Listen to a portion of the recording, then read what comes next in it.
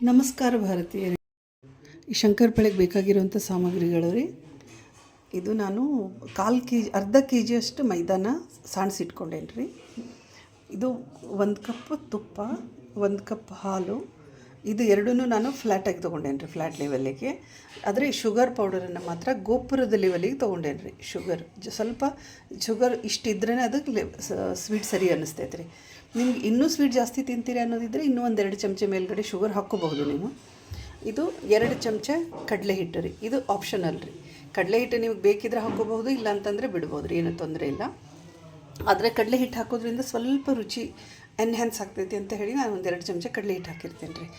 ಇದು 4 ಏಲಕ್ಕಿನ ನಾನು ಕುಟ್ಟಿ ಪುಡಿ ಮಾಡಿ ಇಟ್ಕೊಂಡೇನಿ ರೀ. ಇದು ಹೌದಲ್ಲ ಅನ್ನೋಷ್ಟು ಒಂದು ಚಿಟಿಕೆಯಷ್ಟು ಉಪ್ಪು. ಅಂದರೆ ಸ್ವೀಟ್ ನಾವು ಏನೋ ಮಾಡೋವಾಗೂ ಸಹ 1 ಚಿಟಿಕೆಯಷ್ಟು ಉಪ್ಪು ಹಾಕಬೇಕಂತ ನಮ್ಮ ಮಮ್ಮಿ ಹೇಳ್ತಿದ್ರು ರೀ. ಅದರಿಂದ ಅದು ಶುಗರ್ನ ಲೆವೆಲ್ ಮೇಂಟೈನ್ ಮಾಡ್ತೈತಿ ಅಂತ ಹೇಳಿದ್ರು ರೀ. ಇವಿಷ್ಟು ಸಾಮಗ್ರಿಗಳು ರೀ. ಈಗ ನಾನು ಏನು ಮಾಡ್ತೇನೆ ರೀ, ಇದನ್ನು ತುಪ್ಪನ ಪೂರ ಬಿಸಿ ಮಾಡ್ಕೊಂಡು ಬರ್ತೇನೆ ರೀ. ಈಗ ನೋಡಿರಿ, ತುಪ್ಪ ಬಿಸಿ ಆಗೈತೆ ರೀ. ಅದು ಪೂರ್ಣ ಬಿಸಿ ಆಗೈತೆ ಇಲ್ಲ ಅಂತ ಚೆಕ್ ಮಾಡಲಿಕ್ಕೆ ನೋಡಿರಿ, ಇಷ್ಟು ಮೈದಾನ ತೊಗೊಂಡು ನಾನು ಹಿಂಗೆ ಹಾಕ್ತಾಯಿದ್ದೇನೆ ರೀ. ನೋಡಿರಿ, ಅದು ಬುರ್ಗ ಬಂದಂಗೆ ಬರ್ತೈತೆ ಮೇಲೆ, ಅಂದರೆ ಪೂರ ಬೇಯ್ತಾ ಇದೆ ರೀ ಅದು ಮೈದಾ. ಸೊ ಇದು ತುಪ್ಪ ಇಷ್ಟು ಬಿಸಿಯಾಗಿದ್ದು ಸಾಕು. ನಾನು ಇನ್ನು ಗ್ಯಾಸ್ ಆಫ್ ಮಾಡ್ತಾಯಿದ್ದೇನೆ ರೀ. ಮಾಡಿ ಈ ತುಪ್ಪನ ಒಂದು ಕಡಾಯಲ್ಲಿ ಹಾಕ್ತೇನೆ ರೀ. ಹಾಕಿ ಸಕ್ಕರೆ, ಹಾಲು,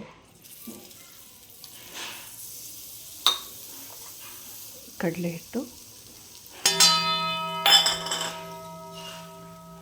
ಉಪ್ಪು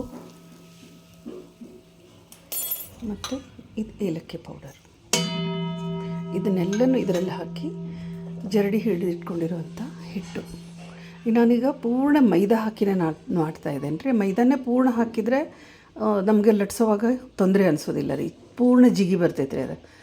ಇಲ್ಲ ನಿಮಗೆ ಬೇಕು ಅಂತಂದರೆ, ನೀವು ಸ್ವಲ್ಪ ಹೆಲ್ತ್ ಕಾನ್ಷಿಯಸ್ ಇರ್ತೀರಿ, ಮೈದಾ ಜಾಸ್ತಿ ನಾವು ತಿನ್ನೋದಿಲ್ಲ ಅಂತಂದರೆ ಮೈದಾ ಅರ್ಧ ಮತ್ತು ಗೋಧಿ ಹಿಟ್ಟು ಅರ್ಧ ಇದನ್ನು ಹಾಕಿ ನೀವು ನಾದ್ಕೋಬೋದು ರೀ. ಈಗ ನೋಡಿರಿ, ಇದು ತುಪ್ಪ ಬಿಸಿ ಐತ್ರಿ, ಹಾಗಾಗಿ ನನಗೆ ಕೈ ಹಾಕ್ತಾಯಿಲ್ಲ. ಇನ್ನು ಈ ಹಿಟ್ಟು ಹಾಕ್ತಾಯಿದ್ದೇನೆ ರೀ. ಸ್ವಲ್ಪ ಆರಿದ ಮೇಲೆ ಇದನ್ನೇ ಒಂದು ಹನಿ ನೀರು ಹಾಕ್ಲಾರ್ದಂಗೆ ಇದನ್ನೇ ಒಂದು ಚಪಾತಿ ಹಿಟ್ಟಿನ ಹದಕ್ಕೆ ನಾವು ಕಲಿಸ್ಕೋಬೇಕು ರೀ. ಹಾಂ, ಓಕೆ. ಈ ರೀತಿ ಒಂದು ಹನಿನೂ ನೀರು ಹಾಕೋಂಗಿಲ್ಲ ರೀ. ನೋಡಿ, ಇನ್ನೂ ಇಷ್ಟು ಹಿಟ್ಟು ಹಿಡಿತೈತೆ ರೀ ಇದು. ಐ ಥಿಂಕ್ ಇದು ಅರ್ಧ ಕೆ ಜಿ ಹಿಟ್ಟು ತೊಗೊಂಡೇನಲ್ಲ ರೀ, ಇದು ಸಾಲೋಂಗಿಲ್ಲ ರೀ. ಇದು ಇನ್ನೂ ಒಂದು ಸ್ವಲ್ಪ ಹಿಟ್ಟು ನಾನು ಜರಡಿಗೆ ಇಟ್ಕೊಂಡಿದ್ದೇನೆ ರೀ, ಅದನ್ನು ಆ್ಯಡ್ ಮಾಡ್ತೀನಿ. ಬೇಕಂದರೆ ನೀವು ಈ ಸ್ಟೇಜ್ನಲ್ಲಿ ಗೋಧಿ ಹಿಟ್ಟನ್ನು ಸಹ ಹಾಕ್ಕೋಬೋದು. ಆದರೆ ಗೋಧಿ ಹಿಟ್ಟು ನೆನಪಿರಲಿ, ಗೋಧಿ ಹಿಟ್ಟು ಕಾಲು ಭಾಗ, ಮೈದಾ ಹಿಟ್ಟು ಅರ್ಧ ಭಾಗ ಆದರೆ ಅದು ಒಂದು ಹದಕ್ಕೆ ಬರ್ತೈತೆ ರೀ. ಇಲ್ಲ ಅಂತಂದರೆ ಅದು ಲಟ್ಟಿಸೋವಾಗ ಹರಿದು ಬಿಡ್ತಾವೆ ರೀ, ಜಿಗಿ ಬರೋದಿಲ್ಲಲ್ಲ ರೀ ಅದ್ರ ಸಲುವಾಗಿ. ನೋಡಿ, ಸಾಕು ಅನಿಸ್ತದೆ. ಅರ್ಧ ಕೆ ಜಿ ಹಿಟ್ಟು ಇದಿಷ್ಟು ಹದಕ್ಕೆ ಸಾಕಾಗ್ಬೋದು ಅನಿಸ್ತೈತೆ ರೀ.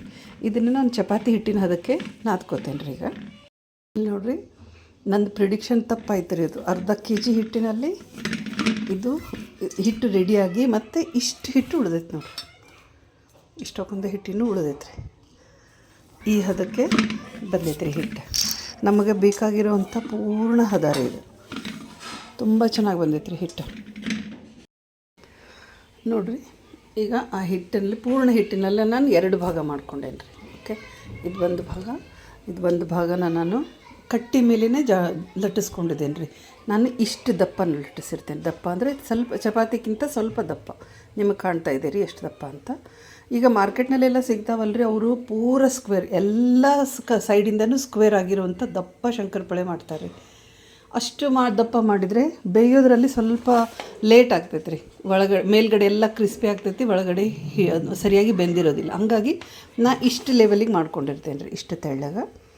ಆಮೇಲೆ ನಾವು ಬೇಕಿದ್ದರೆ ಇದು ಬಟರ್ ಪೇಪರ್ ಏನಿರ್ತೈತೆ ನೋಡಿರಿ, ಇದ್ರ ಮೇಲೂ ನಾವು ಲಟ್ಟಿಸ್ಕೋಬಹುದು. ಬಟ್ ಸಣ್ಣ ಮಾಡ್ಕೋಬೇಕಾಕೈತಿ ರೀ, 3-4 ಸಲ ಲಟ್ಟಿಸ್ಬೇಕಾಕೈತಿ. ಅದ್ರ ಸಲುವಾಗಿ ಅದು ಬೇಡ. ನಾನೇನು ಮಾಡ್ತೇನೆ ರೀ, ಕಟ್ಟಿನೇ ಕ್ಲೀನಾಗಿ ತೊಳ್ಕೊಂಡ್ಬಿಟ್ಟು ಇದರಲ್ಲೇ ಲಟ್ಟಿಸ್ಬಿಟ್ಟಿರ್ತೇನೆ. ಆಮೇಲೆ ಇದನ್ನು ಚಾಕು ಅಥವಾ ಒಂದು ಪಿಜ್ಜಾ ಕಟರ್ನಿಂದ ಶಂಕರಪಳೆ ಶೇಪಿಗೆ ನಾವು ಕಟ್ ಮಾಡ್ಕೋಬೇಕು ರೀ, ಈ ರೀತಿ.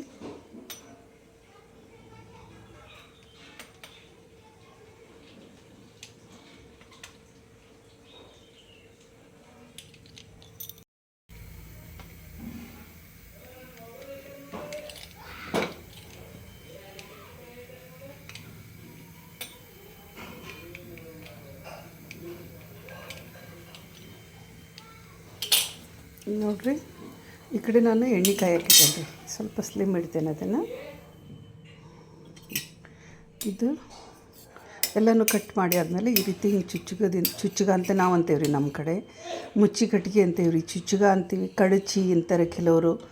ಕನ್ನಡ ಭಾಷೆನೇ ಎಷ್ಟು ಶ್ರೀಮಂತವಾಗಿದೆ ನೋಡಿರಿ. ಕನ್ನಡ ಭಾಷೆಯಲ್ಲೇ ಒಂದೇ ಒಂದು ವಸ್ತುವಿಗೆ ಸಿಕ್ಕಾಪಟ್ಟೆ ಹೆಸರುಗಳಿದಾವೆ ರೀ. ನಮ್ಮ ಕಡೆ ಮುಚ್ಚಿಗಟ್ಟಿಗೆ ಅಂತೇವೆ ರೀ ನಾವು. ನಿಮ್ಮ ಭಾಗದಲ್ಲಿ ಇದನ್ನು ಏನಂತ ಕರಿತೀರಿ?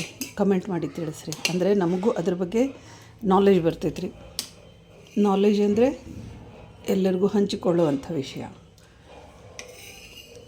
ನಿಮ್ಮ ಹತ್ರ ಇದಕ್ಕೆ ಏನಂತ ಕರೀತಾರೆ ಹೇಳ್ರಿ. ಈ ರೀತಿ ಎಲ್ಲವನ್ನು ಈ ರೀತಿ ನಾನು ಒಂದು ಪ್ಲೇಟಿಗೆ ಟ್ರಾನ್ಸ್ಫರ್ ಮಾಡ್ಕೋತಾ ಇದ್ದೇನೆ ರೀ.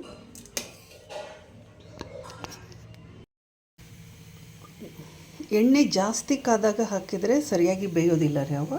ಅದಕ್ಕೆ ನಾನು ಒಂದು ಸಲ ಎಣ್ಣೆ ಕಾಯ್ದ ಮೇಲೆ ಮೀಡಿಯಮ್ ಲೆವೆಲಿಗೆ ಅದನ್ನು ಸ್ಲಿಮ್ ಮಾಡ್ಕೋತಾ ಇದ್ದೇನೆ ರೀ. ಆಯಿಲನ್ನು ಇಷ್ಟು ತೊಗೊಂಡಿದ್ದೇನೆ ರೀ ನಾನು. ಕಟ್ ಮಾಡ್ಕೊಂಡಿರೋಂಥ ಪೀಸಸನ್ನು ಇಷ್ಟು ಇದರಲ್ಲಿ ಹಾಕ್ತಾಯಿದ್ದೇನೆ ರೀ. ಸ್ವಲ್ಪನೇ ಹಾಕಿ ನಾವು ಬೇಯಿಸಿದರೆ ನಮಗೆ ಕಾನ್ಸಂಟ್ರೇಷನ್ ಯಾರ ಕಡೆ ಈ ಕಡೆ ಹೋಗೋದಿಲ್ಲ ರೀ. ಕೈ ಆಡಿಸ್ತಾ ಇರ್ಬೇಕು ರೀ. ಸ್ಲಿಮ್ ಉರಿಯಲ್ಲಿನೇ ಬೇಯಿಸ್ಬೇಕು ಅವನ್ನು.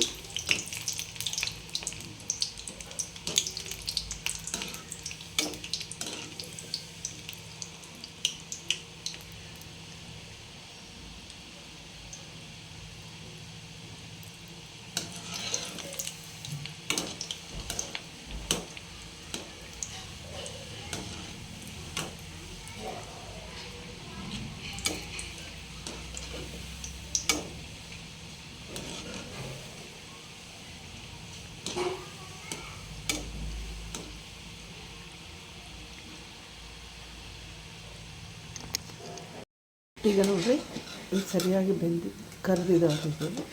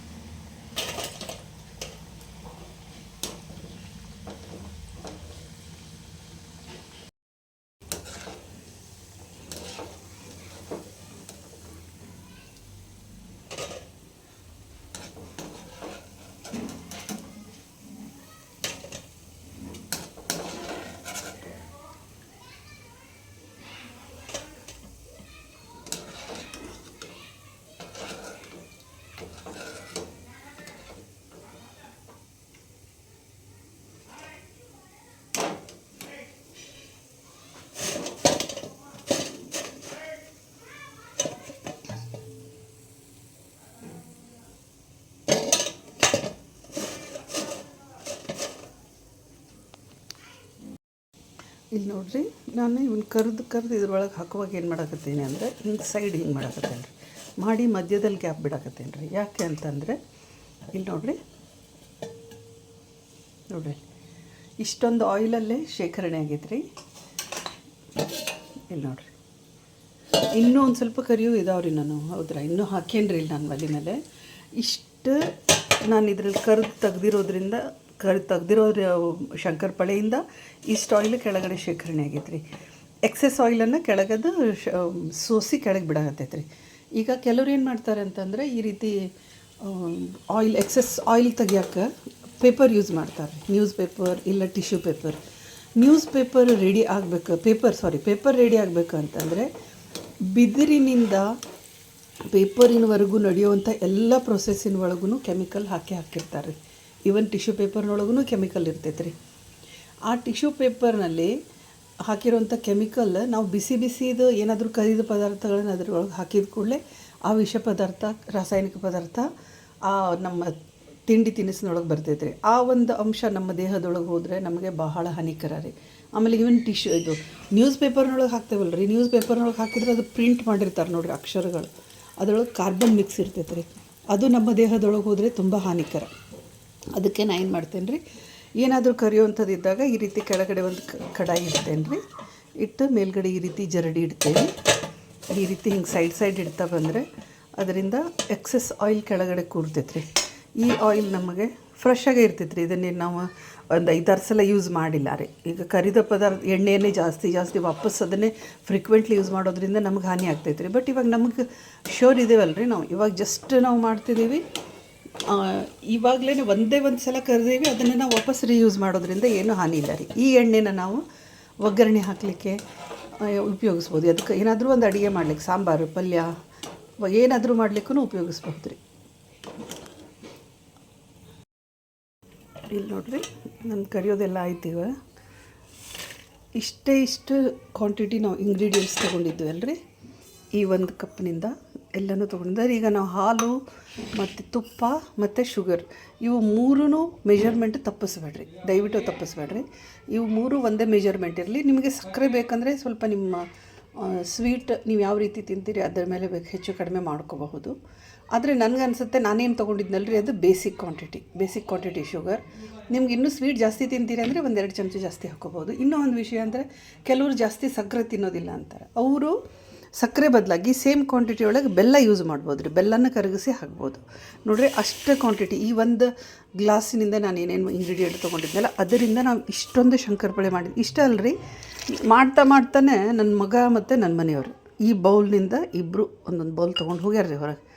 ಇಷ್ಟು ಕ್ವಾಂಟಿಟಿ ಆಗಿದ್ದಾವೆ ನೋಡಿರಿ. ಈಸಿ ಐತಲ್ರಿ ಮಾಡೋದು. ನೋಡಿರಿ, ಮಾಡಿರಿ ನೀವು ಈ ರೆಸಿಪಿನ ಫಾಲೋ ಮಾಡಿ, ಶಂಕರಪೊಳೆ ಮಾಡಿರಿ, ತಿನ್ನಿರಿ, ಎಂಜಾಯ್ ಮಾಡಿರಿ. ಮತ್ತು ಹೇಗಾಗಿತ್ತು ಅಂತ ನನಗೆ ಕಮೆಂಟ್ನಲ್ಲಿ ತಿಳಿಸ್ರಿ. ಇನ್ನೂ ಈ ರೀತಿ ಒಳ್ಳೆ ರೆಸಿಪಿ ಬೇಕು ಅಂತಂದರೆ ನಾನು ನಮ್ಮ ಮಮ್ಮಿ ಮತ್ತು ನಮ್ಮ ಸೋದರತ್ತೆ, ನಮ್ಮ ಕಸಿನ್ಸ್, ನಮ್ಮ ಸಿಸ್ಟರ್ಸ್ ಎಲ್ಲರೂ ಫಾಲೋ ಮಾಡ್ತೀನಿ. ಅವರು ತುಂಬ ಚೆನ್ನಾಗಿ ಅಡುಗೆ ಮಾಡ್ತಾರೆ ನನಗಿಂತ.